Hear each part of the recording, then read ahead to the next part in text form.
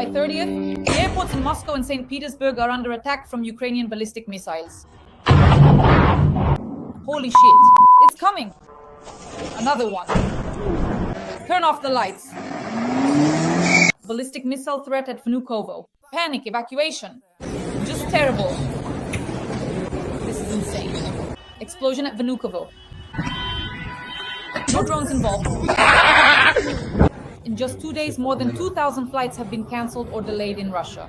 Losses amount to $250 million. Drones are striking Moscow, Petersburg, and Novorossiysk. We spent the whole week in the basement. Every morning, every night, they just wake us up and throw us into the basement.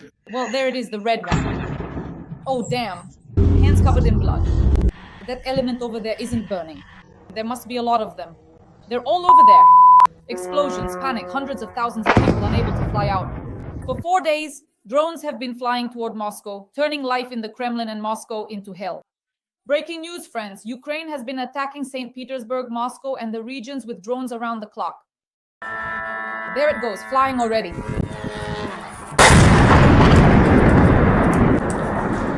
The cost of chaos in Russia is measured in billions of rubles, more than $230 million. An air disaster in Russia, which was the result of large-scale drone attacks and strikes on the territory of Moscow, St. Petersburg, and other regions. It's flying. Another one. Turn off the lights, damn it! Turn off the lights. He asks to record it in a circle here. Hands covered in blood. 400 flights have been cancelled. This is just insane. Everyone's flights are cancelled. Kazan cancelled. Airports are paralyzed. Sheremetyevo, Pulkovo, Nizhny. People are crying, spending the night on the floor.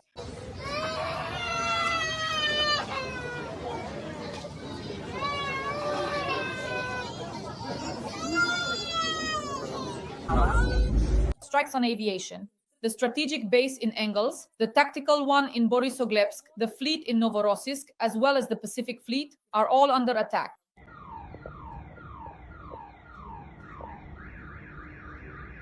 The Kerch Bridge is being attacked by 15 missiles. A tanker carrying ammonia in Ust-Luga has been blown up. But who is paying for all this? What does this mean personally for Russians and for the market? We'll find out now from the well-known economist and professor Igor Lipsitz.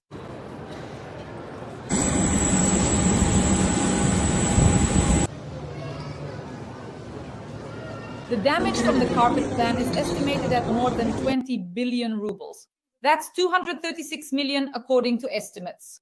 How do you assess the economic damage, and what does this mean for Russia? Well, look, Russia is actually quite a complicated country in terms of transportation. It's long, in geography, there's the concept of round countries where it's generally not very far to get from the center to any point. There are long countries, and Russia is one of them. For it, the transportation system is extremely important. And the problem now is that Russia's civil aviation is in crisis. Passenger transportation isn't coping very well either. There was already this situation after the last 24 hours in the airports. So people rushed to the railway, trying at least to get to St. Petersburg by train. Tickets were instantly sold out, and they're trying to urgently add extra carriages. You don't know how this will end, but overall, the transportation connectivity is kind of falling apart. And these losses for Russia's civil aviation, that's already quite an unpleasant issue. Russian civil aviation is generally an area that, to put it mildly, isn't very profitable. It's more often unprofitable. The point is that Russian aviation was set up in such a way that it made money mainly through various international connections. First of all, Aeroflot had a good income. All foreign companies flying through Russian airspace had to pay for it. Transport routes from Russia led to Asia and accordingly back. And Aeroflot received payments for the use of Russian airspace by planes making transit flights. Now, this is almost gone. If you look at the air map somewhere on Flight Radar, you'll see that there are far fewer traces of planes in Russian airspace, and of course, this income has disappeared. Next, Russian companies used to actively earn money by transporting Russian tourists all over the world. But now, Russian tourists have suddenly stopped traveling abroad. There's no need to say that some people went to Dubai or some went to Egypt. These flows are nothing like what they used to be. Even the demand for foreign currency in Russia has sharply decreased precisely because, essentially, outbound tourism has practically died. Accordingly, airlines can't transport passengers. There used to be huge profits. Just in the summer, there was a flood of charter flights that airlines made a lot of money on. Now that's gone, and domestic flights within Russia aren't very profitable. They're actually loss-making. And to this day, the Russian government subsidizes domestic flights so that Russians can travel around the country. Because if people can't travel around the country, then it's not really a country, right? In other words, you don't get the sense that it's a unified country if you can't get anywhere. But now that's exactly the situation that's taking shape. No amount of money can solve the security problems at major Russian airports. As a result, they're starting to go out of operation. This means huge losses for Russian airlines. I repeat, they're already in a difficult situation as it is. So what they're going to do next is unclear. Of course, they'll ask the government for subsidies, and that would be fair because it's the government that got them into this mess. It was the government that started the war, not the airline. Now, the airlines are suffering, but I'm afraid they won't get any money because right now there's no money for anything except the war. And we're already seeing this trend. Those who are suffering are going to the Ministry of Finance to ask for money, but they're being refused. For example, there was already a case. Right now, Russia's coal industry is in a huge crisis. To support it, they introduced reduced tariffs for coal transportation. But then the losses fell on Russian railways, RZD. RZD went to the government basically crying out, give us subsidies to cover the losses we're taking so that Russia's coal industry doesn't die out quickly. But let's say they told them it wasn't their turn and no subsidies were given, and so on. So in this sense, it will generally be difficult to close the gap in the airline industry's economy. That's why I think that closer to autumn, we'll see some very unpleasant stories related to the bankruptcy of Russian airlines and industry consolidation. And soon, there may be only Aeroflot left in Russia. Apparently, the other airlines won't survive, but I think that's the picture. Igor Vladimirovich, regarding the lack of communication, the internet not working, YouTube being down, we've noticed that after the special operation Web, even Russian war correspondents report that not only major cities, but the entire territory of Russia is experiencing signal jamming. Both communication and internet are being blocked. This is how they are trying to fight against special operations and Ukrainian intelligence services. How does this affect the lives of ordinary Russians? Well, it means that Russians are completely falling out of global civilization.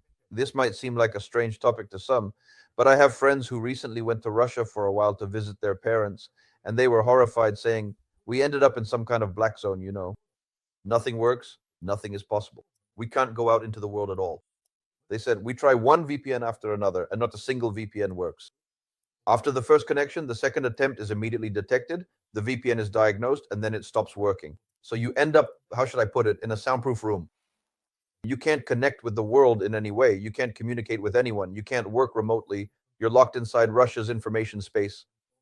And in general, this is, of course, a terrifying situation. It has a significant impact. You know, I noticed this quite clearly. My number of views on YouTube has dropped because many Russians simply can't watch. Now I've switched, to recording all my streams. I've also made audio files and created a special audio channel on Telegram so that people can at least listen to my interviews, including yours, which will be available in audio format. Audio can still somehow be listened to directly from Telegram, but watching is no longer possible. In other words, people are being cut off from gaming sites. As you can see, people are being cut off from WhatsApp, from Telegram, and gradually from YouTube as well. So basically, it's becoming a closed system. I would say that an informational concentration camp is being formed. Russians used to claim that the war didn't affect them in any way, that it was happening somewhere out there on the periphery. This so-called special military operation has nothing to do with us at all. But now the war has reached them quite directly through cancelled flights and the disappearance of the ability to live in the information space. Well, as they say, you reap what you sow. Dear audience, Igor Vladimirovich has just asked a question. We're interested in the geography of our viewers. Where are you watching us from? Write in the comments where you're watching from, which city, which country, and whether you're using a VPN or not. Write a few kind words in support of Ukraine. How is your connection? Because we work for an audience all over the world so that people know the truth about Russian aggression and Russia's war against Ukraine. That's why every comment and every subscription means that you are on the side of light. Igor Vladimirovich, regarding an important topic, these attacks on airfields from both an economic and military perspective. How much does it actually cost to restore infrastructure after a strike in Engulfed, in Borisovlevsk, after the strikes on key military strategic airfields during Operation Web? And how do such strikes on strategic aviation in general affect the military budget and Russia's ability to keep fighting for years to come? Well, look, the situation is quite interesting. There was a report that Russia is trying to expand its plant for producing strategic bombers, because up to now, Russian aviation has, in general, lost this capability. Well, how should I put it? There was a time when Russia was a very great, powerful, and renowned aviation power. There were quite good designers and there were good combat aircraft, and we remember that situation. I still remember from my childhood all those stories about fierce battles in the skies over Korea and Vietnam, where Soviet pilots disguising themselves as Vietnamese fought against American pilots. Back then, it was quite an even war, quite significant. And back then, it seemed that, yeah, Russian aviation would always be a very powerful industry. But then the collapse continued somewhere in the 1990s, and in general, the Russian aviation industry has not recovered from that collapse. And now it has found itself in a kind of trouble because, as they say, they're just squeezing out the last flight hours from old aircraft. It's difficult to build new planes, including military aircraft. It's hard to produce them because there just aren't the capabilities. Well, how should I put it? A great deal has been lost. This isn't a very fast or obvious process for people, the process of degradation. When you mention it, people are surprised. What degradation are you talking about? But people are still making things. And when the older generation starts to leave, it's important for the next generation of engineers, designers, technologists, and skilled workers to come in and take over the production capabilities. Only then does the industry survive. But in Russia, this is a complete disaster because there are neither engineering nor skilled labor personnel. And this isn't something I'm just making up. Look, Kemezov, the head of Rostec, stated this quite clearly just recently. He said that basically there is a huge shortage of personnel for the military industry in Russia. And what will come of this, we don't know. So far, all this talk about reproducing and once again building strategic bombers and so on is a complicated story because the industry needs to be capable of doing this. But there is no such sense because we see a simple picture. For example, nothing is working out in civil aviation. Russia cannot launch new airplanes, and it is in urgent, vital need of new aircraft. They are starting some projects like the MS-21. They are trying to make a new two-plane and some regional aircraft like the Baikal. Nothing is working out. So much has been destroyed, so much has been lost that it is extremely difficult to restore. And even the combat aircraft that Russia had, like the Su series, are already starting to fall behind, simply because the electronics are outdated and they don't have their own electronics. That's why, of course, the losses are practically irrecoverable because Russia's industrial capabilities now simply do not allow for such easy restoration. They can produce the simplest types of weapons like ammunition, and they've learned to make some basic drones, but when it comes to something very complex, it seems they can no longer really restore it. And at this point, even money won't help. You see, it's not about lacking the money to restore, say, the fleet of strategic bombers. You can provide the money, but it's just not possible to actually make them anymore. Igor Vladimirovich, regarding the fleet and the tankers. So we understand that there have been strikes on bases in Novorossiysk, in the Far East, and in St. Petersburg as well. There was also an incident with a tanker there. Is the economic scale of losses at the naval bases in Novorossiysk and the Far East an apocalypse for raw material exports and logistics chains? Overall, the situation with maritime exports is becoming very complicated. I can't say it's a catastrophe yet, but the situation is getting bad. A few problems have started to emerge. The first problem is that European countries have finally decided to start inspecting Russian ships. In fact, this has been discussed since around February or March of last year. At that time, I also wrote about this, that in general, there was a certain directive from the European Union, or maybe not a directive, that's a strong word, but a recommendation from the EU to Denmark to impose strict control over the passage of tankers carrying Russian oil through the Danish Straits. Well, at the time, the Danes were quite perplexed and stunned and showed no readiness to act. They said that it would be very difficult for them to do this. In reality, though, it is quite possible to make it harder for these ships to pass if there is the will to do so. As you can see, this scenario is now starting to play out. NATO ships are now planning to inspect these vessels, the ships transporting Russian oil, to check whether they meet the requirements for this kind of navigation in the Baltic, including insurance and so on. So if the ships do not have the proper insurance, they will automatically be placed on a blacklist. So even without any special decisions from NATO, the EU, or the US, these ships will fall under sanctions and face serious problems. That's why there's now a threat that a large portion of the shadow fleet Russia has created will simply become inoperable. We've already heard the numbers. Of course, it's difficult to verify all of this because you see, we're talking about things that aren't very obvious and are quite secretive. There are only some indirect estimates, and that's what I'm relying on. Up to 400 ships are already on this blacklist, and they are already being refused service. And accordingly, these vessels are basically docked, laid up, anchored, or moored, however you want to put it, but they're not sailing, right? So if this list continues to grow, Russia is going to have major problems. And if they also manage to push through the idea of lowering the price cap to 45, which is part of the 18th package, then there will be even greater difficulties. Russian maritime exports will fall even further. Combined with the low price of oil, this is a major blow to Russia's financial situation, to the Russian budget, and to spending on everyday life in Russia. This, of course, is already a path leading to an extremely serious crisis situation in the Russian economy. Igor Vladimirovich, you brought up a very important topic. Yes, the shadow fleet, the 18th sanctions package, and the position of the United States.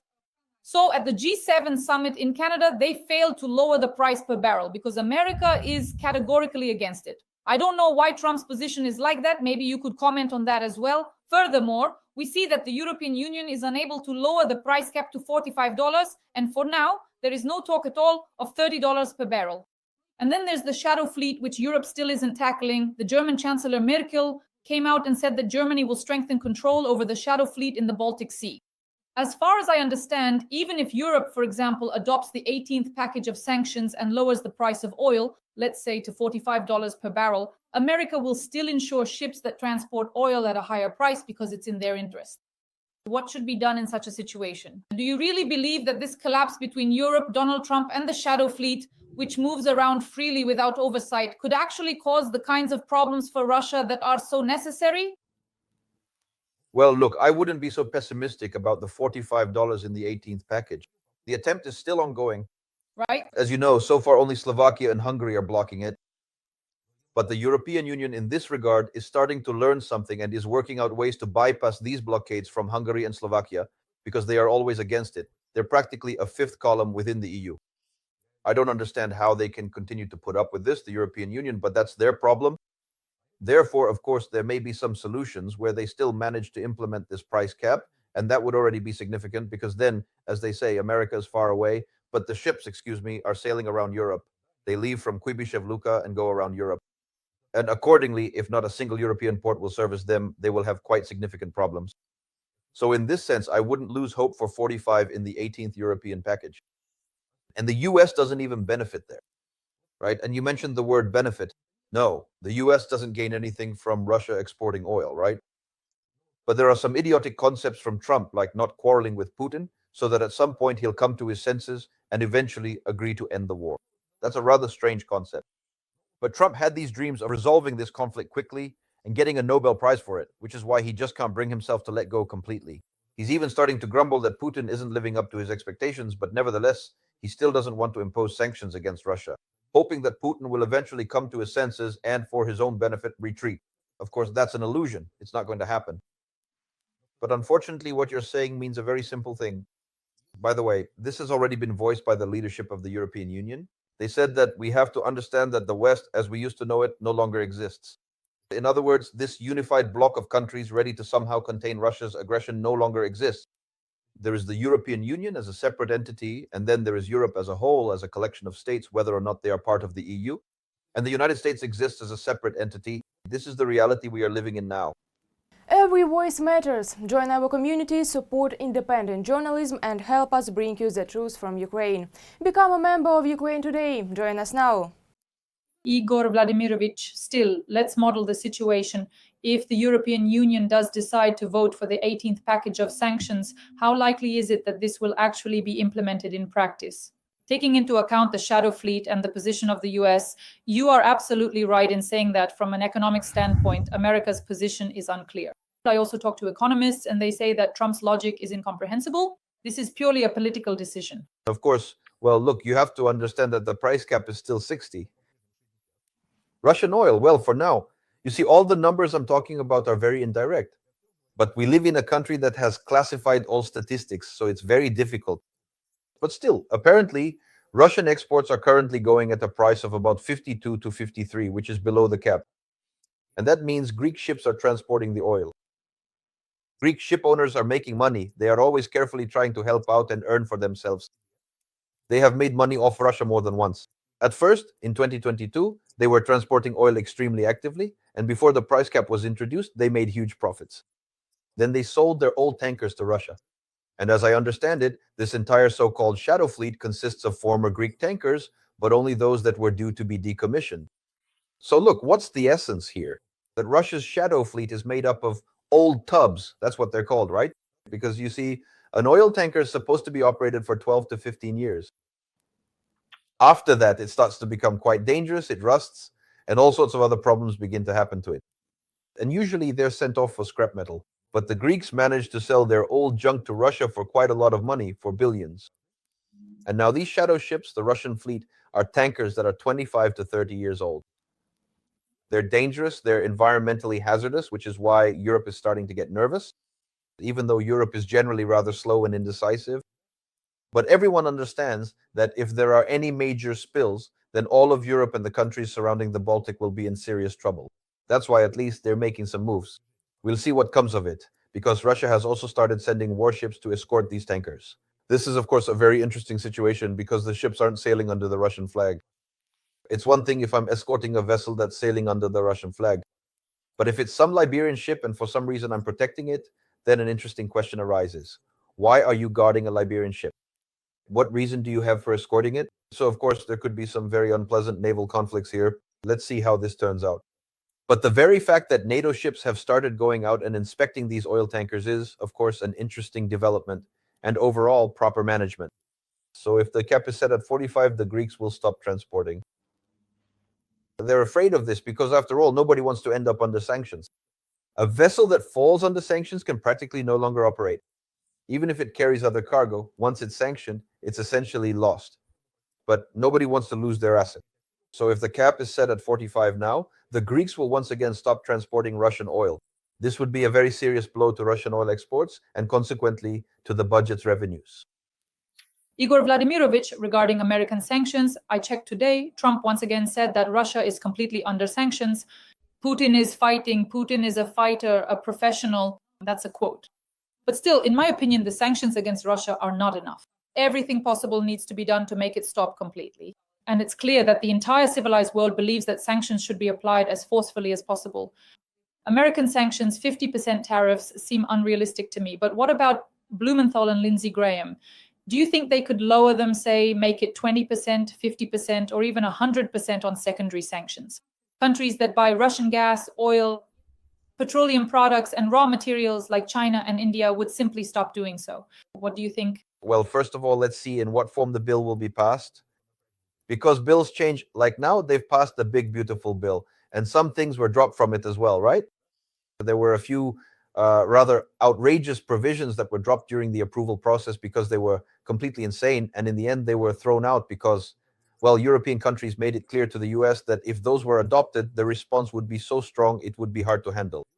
And in this sense, the US would face very strong retaliatory sanctions, so it would be better if those decisions were not adopted. For example, one of the sections, I think it was number 899, was simply removed. So let's see in what form the big, beautiful bill is actually passed. And now, let's see how Lindsey Graham will get this bill passed. I'll put it this way. I paid attention to Graham's words after he played golf. Notice how absurd our lives have become. We're discussing politicians' statements after they've played golf with the US president, right? This is a kind of debased political system, but we are forced to live in this vulgar political world. It's absolutely disgusting. So he said something like, the president and I had a talk. At least he didn't use the word hashed it out, but their mechanics and vocabulary are pretty much like that. In fact, Trump's language is kind of thuggish. So the president and I had a talk, and our task is to speed up the adoption of the bill in order to arm the president with this bill. If we translate this into concrete terms, it means that this bill started out as a direct action bill, introducing 500% tariffs for countries buying Russian energy resources. And most likely, it will be adopted as a secondary action law, granting the US president the right to impose such tariffs.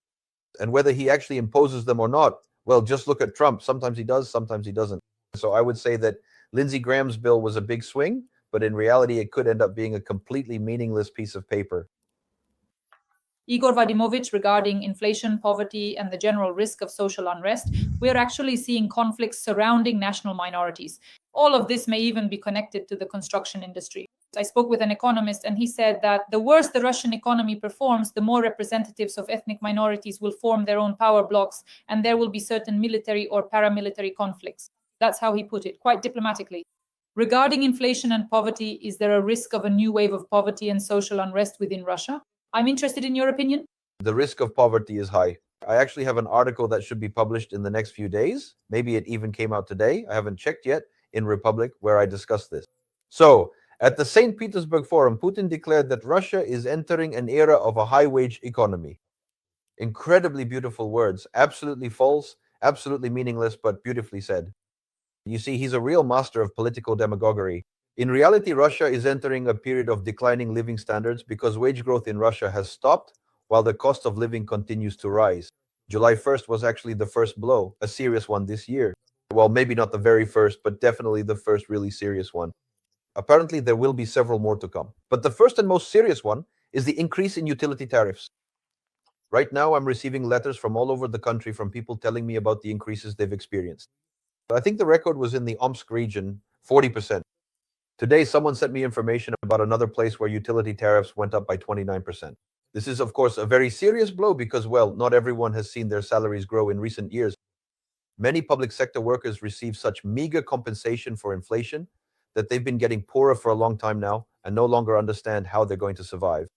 That's why, of course, Russia is now entering a period of impoverishment, and many people who used to be middle class are becoming poor. They write letters to me as well saying that they used to feel like they were solidly middle class.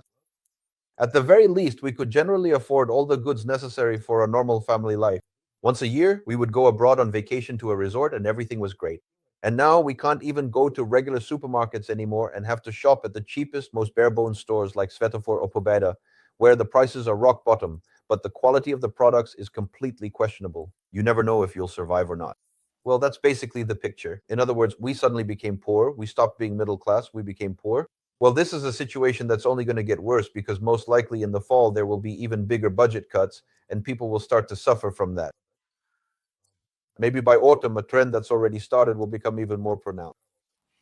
That's delays in wage payments. A very unpleasant topic for Russians. But that happy story for the country, so to speak, is already over, and now the unhappy one has begun, as Herman Greff has already stated. He said that they are receiving quite a lot of requests from individuals who took out loans at Sberbank asking for a deferral on their loan repayment. And in a quarter of those cases, it's simply because their wages aren't being paid. We would pay off the loan, but we haven't been paid our salary, so there's nothing to pay with. So, as you can see, this trend has already taken shape at the Sberbank level.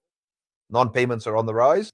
Now they've raised utility rates, and meanwhile, Russians already owe 1 trillion rubles in unpaid utility bills. And now it's quite difficult to pay this off because, generally speaking, people no longer have those kinds of earnings. And as you know, the penalties keep accumulating as well. So the penalties are calculated according to central bank rates. There are a lot of different approaches to this. So in this sense, people are buried in debt, and electricity will be cut off, gas will be cut off, and Russian cities will start turning into, how should I put it? Well, into rather uncivilized places to live. This will lead to people trying to find ways to cope. When I said a year and a half ago that people should start thinking about getting wood stoves for their homes, everyone had a good laugh at my words. They said, "What is this professor talking about? Wood stoves in apartment buildings? How are you supposed to haul firewood up to the top floor?" But now, of course, this is becoming very relevant. For now, people have started bringing gas cylinders into their apartments, which is why explosions have started happening in apartments, because people aren't very skilled at handling this gas. They've set up gas stoves, brought in cylinders, and apparently are trying to cope somehow. Maybe the gas was shut off, so they're trying to save money to survive somehow. Well, all of this ends in explosions. Recently, there were as many as 3 explosions in a single day. Household gas exploded, the cylinders blew up. How did a gas cylinder end up in a multi-apartment building? The building is already supplied with gas. So where did the cylinders come from? It means they're replacing it. This is the situation that's going to keep happening. And Russian cities will start turning into, well, how should I put it? Into ghettos for the poor. But will these events, will they generate any kind of social discontent? Probably. But it will be very localized. It will be some kind of outrage against the mayor, at most against the governors. It won't escalate into any serious social unrest. Well, maybe at most it will gradually lead to road blockade. Well, that's when other kinds of events will start to happen. So keep an eye out for when people in Russia start blocking railways and federal highways. That's when it will become clear that Russia is slowly starting to boil over. For now, we don't see that happening. Igor Vadimovich, the final topic I'd like to discuss with you today. We can see that partly due to Trump's policies, Putin has started to use drone and missile terror. Our military, the military command says that in the future, it could be 1,000 drones per day, and this will happen regularly, several times a week, maybe even more often. In short, Putin is ramping up production. And here, from an economic and military perspective, I'd like to ask you, how much longer can the military machine continue this terror against Ukraine and scale it up? Well, scaling it up is probably not very likely, but continuing it is possible because, of course, notice that Putin has said that Russia is already excessively burdened by military spending and that military expenses need to be reduced. He said this in Minsk. But I don't think they're going to cut all military spending to the maximum. They'll cut spending on the production of those types of weapons that aren't very effective. Well, for example, it's unlikely they'll be producing new Russian tanks. As you know, that's a weapon that hasn't performed very well, Russian tanks. No one has seen any Armata tanks on the battlefield, as you can see. Even though there were claims that this was a terrifying tank and it would guarantee victory for the Russian army and everything would be accomplished instantly. None of that happened. But they are producing drones, they're ramping up production of this kind of simple equipment, and they're sourcing some electronics through China. And this will continue. As long as Russia doesn't collapse, Russia will keep producing a lot of weapons, and you'll have to fight against that. In this sense, even very poor regions are capable of producing weapons. Look at Israel and the Palestinians, right? The Palestinians have essentially destroyed their own economy. Their population lives in poverty, but all sorts of nasty, vile military means. They produce them and periodically try to launch them. What does Israel do? It creates the Iron Dome. It develops lasers for interception. I think Ukraine has only one option: to keep developing ever more powerful air defense systems and to destroy as many launched weapons as possible. I wouldn't count on Russia suddenly weakening and stopping production of these weapons anytime soon. Dear audience, please like this video, write a few kind words in support of Ukraine in the comments, and subscribe to Igor Lipsis's YouTube channel. This is very important. The link will be in the description. Subscribe to my YouTube channel, Dasha Shaslivaya. We work for an audience all over the world so that people know the truth about Russian aggression, about Russia's war against Ukraine. Today, we discuss the war economy and the ability of the Russian war machine to continue waging war, together with a well-known economist and professor. See you next time. Thank you. All the best. Goodbye.